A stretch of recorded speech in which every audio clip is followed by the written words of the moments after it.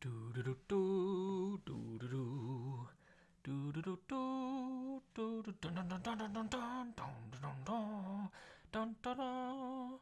This is obviously a rip-off of Indiana Jones, but you can't find it because it doesn't match a voice print.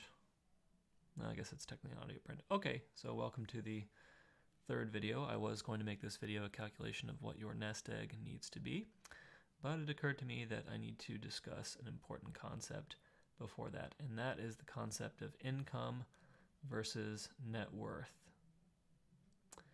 In short, if you want to become wealthy, you need to think of everything in terms of net worth, not income. You need an adequate income to build a net worth, but the net worth is everything. So I want to go through some kind of practical examples of the proper way to think of net worth. And I guess at the very beginning, we want to say, what is net worth? So net worth is everything that you own minus what you owe. So it's the value of all of your assets.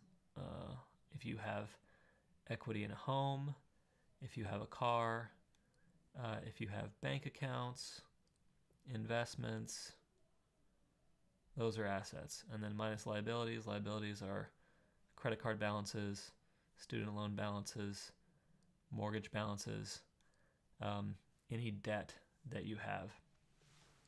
And so it's a very important exercise to list out all of those things and to know your number. Is it positive? Is it negative? Is it zero? Know your number.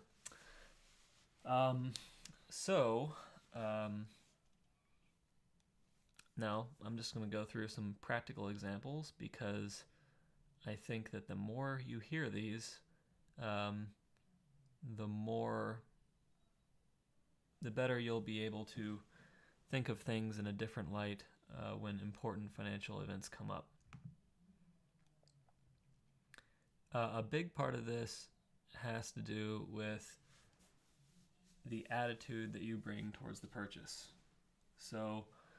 Or the attitude that you bring towards the financial situation. So for example, where you live. So a poor attitude is someone who says, oh, I deserve to live here. I need 3 bedrooms because I need my own office, and when the kids visit, I need a place to stick them. So I can't have anything less than 3 bedrooms, and I just can't save any money because this area is so expensive. And so you can't save any money, so you're not going to get ahead, period. The wealth building attitude to the same situation is looking at where you live in terms of how it impacts your net worth. So you're going to ask a lot of questions about this place. Is there a good free public school nearby so you don't even have to worry about paying for a private school? Can you walk to where you work so that you don't even need 2 cars? Can you walk to a grocery store? Is the food at the grocery store expensive? Is the food healthy so that you have fewer medical costs later in life? Is there a public park nearby so that you can do free activities? What are the property taxes in the area? How big is the place compared to all the other places in the neighborhood? And that's important because when you go to sell, it's going to be more difficult to sell the biggest place in an area because people looking for places that big typically will not go to that area. And the other thing is, when you buy, you want to do a study of all of the sales history for residences in that area. And if you want to do price per square foot, you can. Sometimes it's hard to compare homes, but the point is, make a spreadsheet of all the transactions for the last 30 years. It'll take a while, but it will show you exactly what the price trajectory is for that area, and you'll have a much better idea of whether you're buying into something that's going to grow in value, stay the same, or maybe even go down in value. Next topic I'll talk about is luxury purchases. Yes, because everyone likes luxuries, especially me. In general, luxury purchases need to be 2% of your net worth or less. And in many situations, you need to simply not make any luxury purchases. So, for example, if you have a negative net worth, if you have consumer debt that you are paying off, you need to not be making any luxury purchases because these are very nice, but they also have a lot of name-related value and newness-related value that evaporates as soon as you purchase it, because when you purchase it, it is now a used item and worth, a third less or something like that.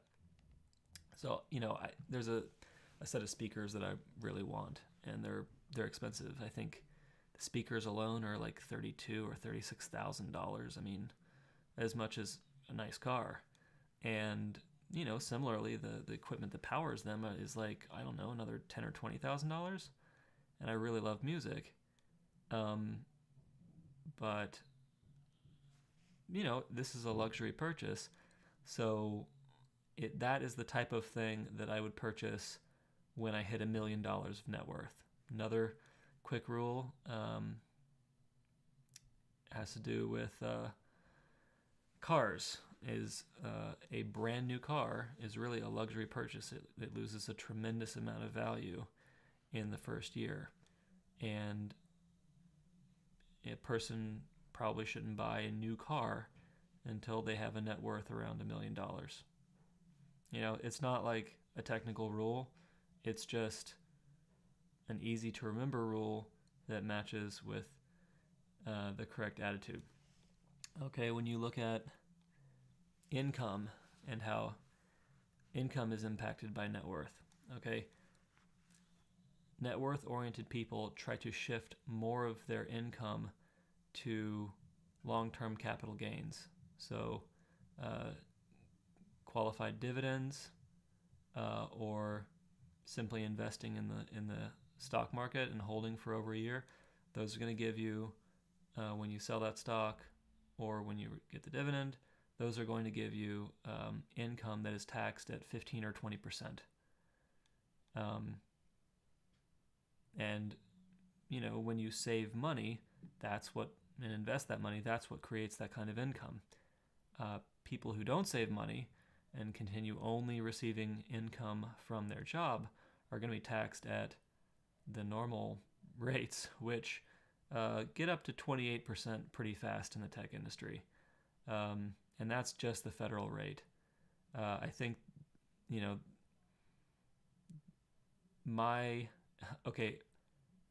I got a bonus once, and I took home less than half of it. That's how high the tax rates get in California. So keeping your income in, a salary game and not investing your money and getting income that way, it's a losing game. So net worth oriented people try to shift their income to investment income. Okay, the attitude towards planning. Poor person says, there's nothing to plan because I have no net worth. And the rich person says, I have to plan because that's the only way I will have net worth. Setting aside time for net worth planning is vital. So this exercise where you figure out what your net worth is, it's very important because ultimately you're going to want to plan how your net worth grows. What percentage of your net worth is real estate? What percentage is in the stock market? What percentage would be in a personal business? What percentage is a car? All these things matter in the long run, and planning them gets you a lot of benefit. The attitude towards debt. Okay. People who are income oriented instead of being net worth oriented think that debt is okay as long as their debt to income ratio is low enough that they can take out more debt. And that person typically wants the credit in case of an emergency.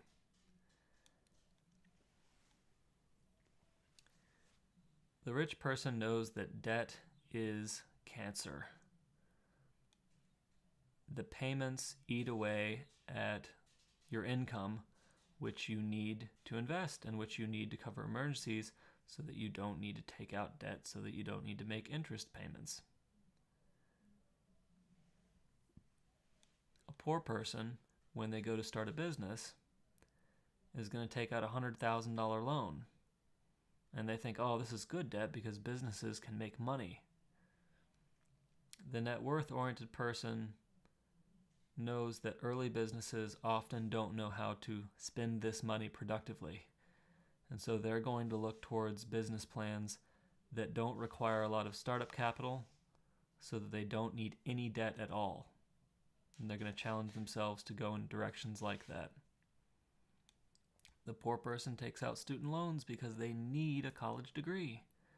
And the wealthy person is going to research the incomes of different jobs they could have after they have a college education, and then they're going to do a return on investment calculation to see, what the outcomes are, different educational decisions, going to a state school, going to a private school, picking an engineering degree, picking a marketing degree, picking an art degree. Okay, cars. Dave Ramsey has said that he thinks, he's like a financial guru if you don't know. So he thinks that a person should not spend or should not have more than half of their annual income tied up in a car. Why? Because cars drop in value. He thinks you should pay cash for a car. I think you should pay cash for a car too. And if you have that much of your money tied up in something going down in value, it's going to be difficult to make progress. I have a little different attitude towards it, as I've said before. I think that people shouldn't have a car over around, $10,000 until they're worth about $1 million. And now I'm not a car guy, so, I'm sure that some other people are car people, and it's a hobby for them. So I'm not like beating anybody up over my desire for someone to have a $10,000 car if they don't like that. But my overall feeling is just if you just use a car to get to work, to get to the grocery store, to take, occasional vacations, the 10,000 car will totally do all of that. And so, the status conferred by a $20,000 or $30,000 car is really just costing you a lot of freedom.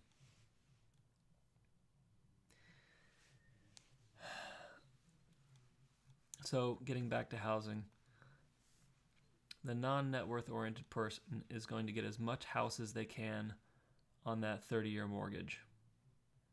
And if they can't save any money because their mortgage payment is so huge, it doesn't matter, because a home is an excellent investment. Net worth oriented people understand that primary residences that you are not renting out are not very profitable investments. They're not. They really are more of like an insurance policy against rising rent costs.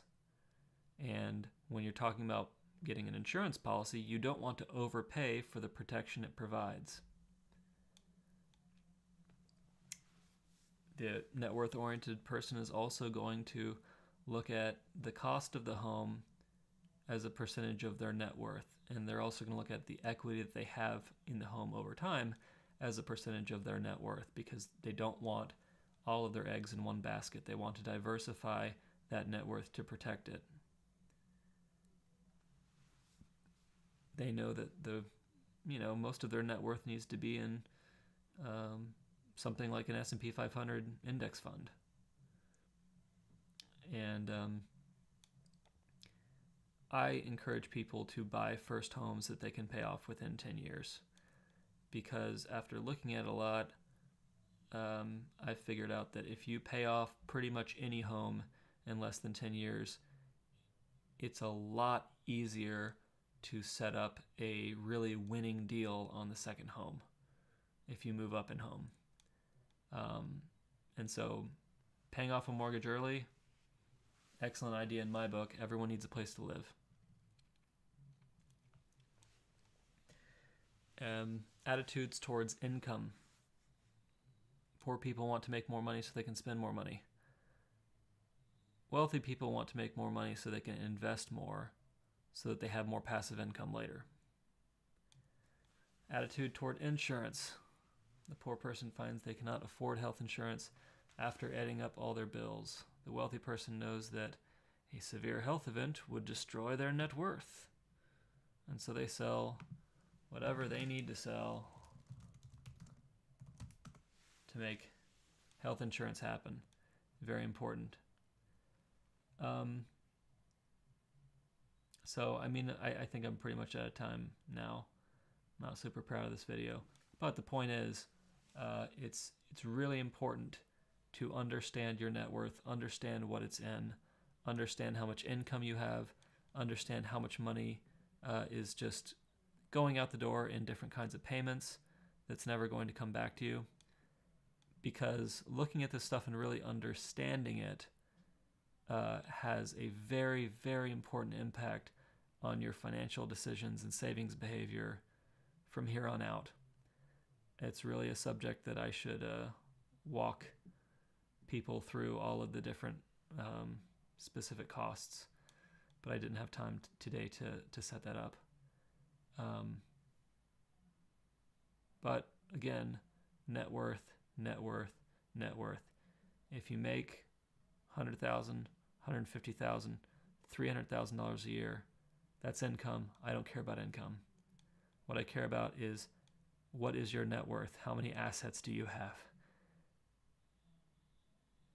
Someone who consistently saves on a $60,000 salary throughout their lifetime is going to have way more than somebody who saves nothing on a $100,000 income. And there are a lot of people who operate that way. So start paying attention to your net worth.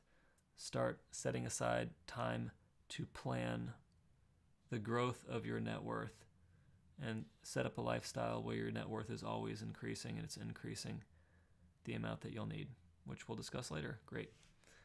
Okay, this video is done. Sorry that the visuals were so boring. I'll try to improve that in the future. Good night.